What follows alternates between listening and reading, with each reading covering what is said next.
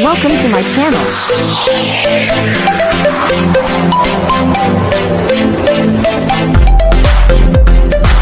Hello everyone! Welcome back again to my channel.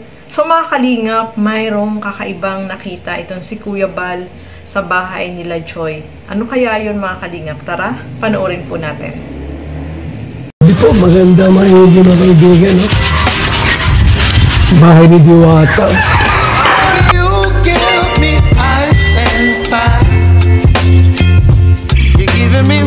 Nandito na kalingap.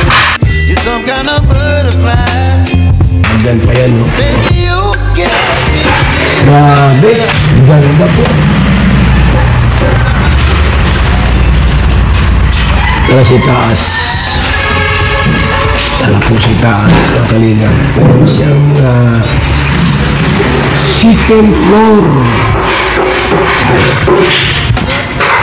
Maganda rin Diwata, no, mga kaibigan. Meron pang araw dito. Ay, Mak! Ay, grabe kayo. Ay, may kwarto. Ganda ng bahay, ano? May kwarto pala dito. Oo.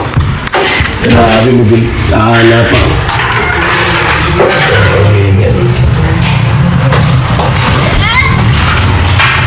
Maganda ka, maganda, ano?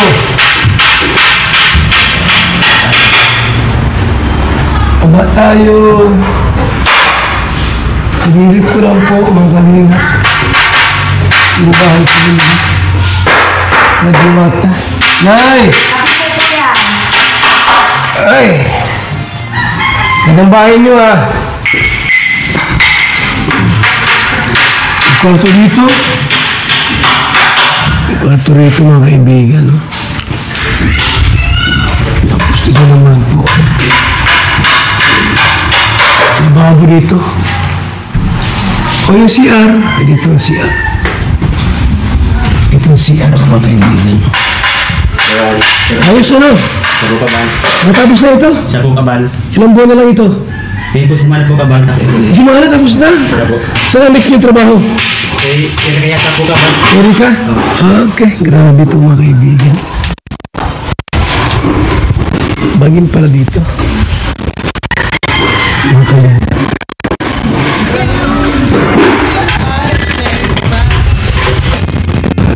Ganda, no? Ano ito yung mga kalahating milyon? Pwede po kaya ba? Ano? Aba, ito yung kalingap po mga kaibigan.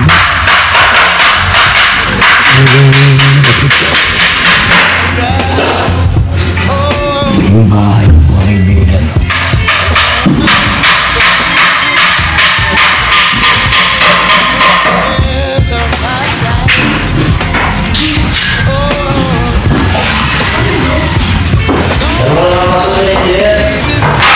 Sige lang, Nay. Ang bahay ni Joy. Grabing ganda. So mga kalingap, kahit si Kuya Bal ay nagulat dun sa kanyang nakita sa bahay nila Joy, no? Sa pintura pa lang, napakaganda na. Yung combination ng pintura, mga kalingap, is napakaganda. Bagay na bagay dun sa bahay nila. At yung hagdan, sabi nga ni Kuya Bal, is good lumber. So maganda talaga yun kasi matibay, no, mga kalingap. Kita nyo naman po pagpasok pa lang, napakaganda tingnan, no? At talagang modern house, yung look type na style, yung kanilang bahay. Ito yung bahay na kauna-unahan na mayroong second floor na ipinagawa si Kalinga Frab. At ito din yung bahay na napakaganda, no, mga kalingap. Kitang-kita po natin, ang ganda talaga. Yung style pa lang is napakaganda. Yung sa labas, pag titingnan mo mga kalingap, yung style dun sa taas na may bilog, may pabilog, napakaganda niyan tingnan, no. So, lahat ng papadaan dyan, syempre, tabing kalsada lang sila eh. Highway, mga kalingap. So, mga kalingap, tabing kalsada lang sila. Syempre, yung mga dumadaan dyan, mapapatingin dito sa ganda ng bahay nila, no. Kasi alam mo naman, kapag nasa tabing highway, mapapansin talaga yung ganda ng kulay ng bahay. At saka yung style, maganda po talaga, mga kalingap. Kaya, sabi nga ni Kuya Bal is, Yung mga pinapagawa ni Kalinga Prab is talagang milyon, yung 500,000 po yan, yung bahay na yan nila Joy, no, mga Kalingap. Kaya napakapalad nila, daig pa nila yung nasa abroad. Sabi nga ni Kuya Bal is yung nasa abroad, hirap magpagawa ng ganyan na bahay, no? Taon bago ka magpagawa ng ganyan kagandang bahay, mga Kalingap, no? Kung yung sahod mo is mababa lang, mahirapan ka talaga magpagawa. Pero yan, talagang napakaganda, no? Daig pa yung nasa abroad ang may-ari ng bahay na yan. Kaya napakapalad po nila, mga Kalingap, dahil nagkaroon sila ng napakagandang bahay na nakita po natin na talagang maganda, no? Yung pagkagawa at yung color talaga niya, yung pintura, yung napakaganda. So, malapit na po yung matapos, mga Kalingap. Malapit na yung ribbon cutting niyan. At syempre, kumpleto din yan sa gamit, di ba? Lahat naman ng pinapagawang bahay ni Kalinga Prab ay kumpleto sa gamit. So, ayan, aabangan po natin yung ribbon cutting dyan sa bahay nila Diwata, no? Napakaganda, grabe. Sana all. Mapapasana all ka na lang kasi yung mga kagaya natin, mahirap hirap magpatapos ng bahay yun. Talaga, ang ganda, konkreto yung bahay nila, no?